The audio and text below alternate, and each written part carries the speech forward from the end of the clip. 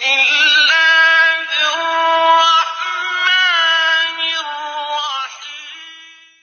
الصلاۃ تنہی عن الفحشاء والمنکر، یقیناً نماز روکتی ہے فحشاء سے اور منکر سے۔ یہ عام طور پر لوگوں کے ذہن میں رہتا ہے کہ صاحب یہ نماز ہم بھی پڑھتے ہیں، لیکن نماز کے ساتھ لوگ 420 بھی کرتے ہیں، نماز بھی پڑھتے ہیں جھوٹ بھی بولتے ہیں، نماز بھی پڑھتے ہیں بلیک مارکیٹنگ بھی کرتے ہیں، نماز بھی پڑھتے ہیں یہ بھی کرتے ہیں۔ یہ ہے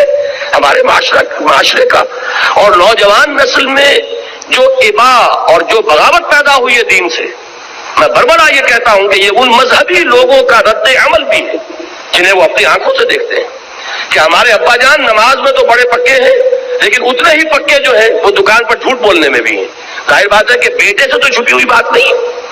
آپ کسی سے چھپا لیں گے، آپ کی بیوی سے تو آپ کی کمزوریاں جو ہے وہ چھپی ہوئی نہیں ہے، آپ کے گھر والوں سے، آپ کی اولاد سے تو چھپی ہوئی نہیں ہے کہ نماز میں بھی پکے ہیں، جھوٹ بولنے میں بھی پکے ہیں۔ ظاہر بات ہے کہ اس کی طبیعت، نوجوان جو ہے اس کا معاملہ یہ ہوتا ہے کہ وہ ان چیزوں پر غور کرتا ہے، چاہے اگر سعادت مند ہے آپ کے سامنے بولتا نہیں لیکن آپ کو دیکھ تو رہا ہے،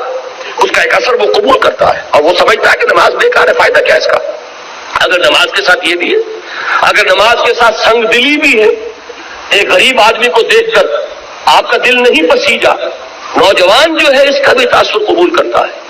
کہ ہمارے ابا جان کے پاس کتنی کچھ دولت ہے، اور اس نے اپنے ایک دکان کے ملازم کے ساتھ کیا سلوک کیا اس وقت، اس کی بیوی بیمار تھی، اسے کچھ قرض کی ضرورت تھی، اور ابا جان نے کس طریقے سے ڈانٹ دیا، دھتکار دیا ہے۔ یہ نوجوان جو ذہن ہے یہ ان چیزوں کو دیکھتا ہے اور ان سے امپریشن لیتا ہے، اس سے تاثر لیتا ہے۔ تو یہ مسئلہ ہمارے ہاں کے زندہ مسئلوں میں سے کہ کیا وجہ ہے کہ ہماری نمازیں جو ہے بے اثر کیوں ہو گئی۔ قرآن دعوے سے کہہ رہا ہے کہ نماز تو فحش اور بے حیائی کے کاموں سے روکتی ہے، جبکہ ایسے لوگ ہمیں نظر آتے ہیں معاشرے کے اندر کہ نماز میں ہو سکتا ہے، میں نے مثالیں دی ہیں بعض اوقات، جب میں اپنی MBBS سے فارغ ہو کر تازہ گیا تھا منٹگومری جو اب ساہیوال کہلاتا ہے، میں نے وہاں 2 اشخاص کو دیکھا، ایک وہاں حاجی بلیکیا کے نام سے مشہور تھا، اس کی یہ داڑھی تھی لمبی، اور نہ صرف یہ کہ نماز میں 100%، بلکہ وہ خاصا آسودہ حال کھاتا پیتا آدمی تھا، اس کے پاس ڈپو تھے اور ڈپو ہی میں بلیک ہوتی تھی، تو وہ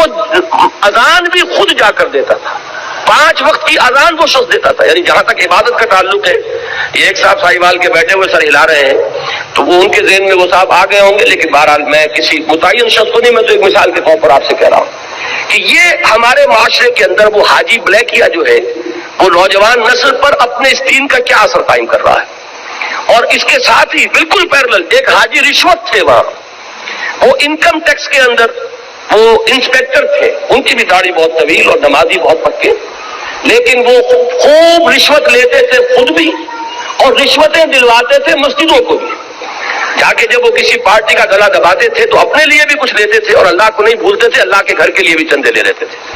یہ ہے ہمارے ہاں کی وہ دینداری کہ جس کی وجہ سے واقعہ یہ ہے کہ نوجوان نسل میں اگر دین سے دوری ہوئی ہے تو اس کے کچھ اسباب ہیں۔ اے باد صبا ہی ہمارے یہ ہمارے اپنے کرتوت ہے کہ جس کی وجہ سے نوجوان نسل میں بغاوت پیدا ہوئی ہے۔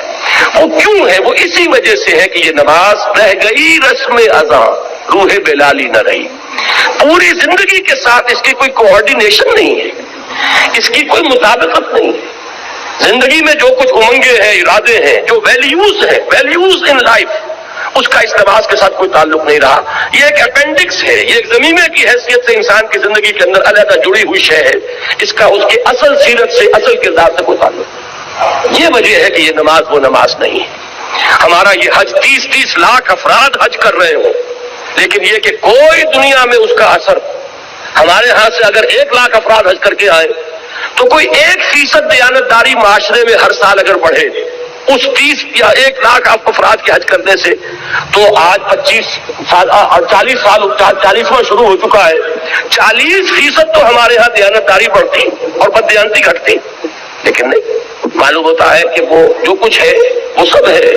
نمازوں، روزوں، قربانیوں، حج، یہ سب باقی ہے، تو باقی نہیں۔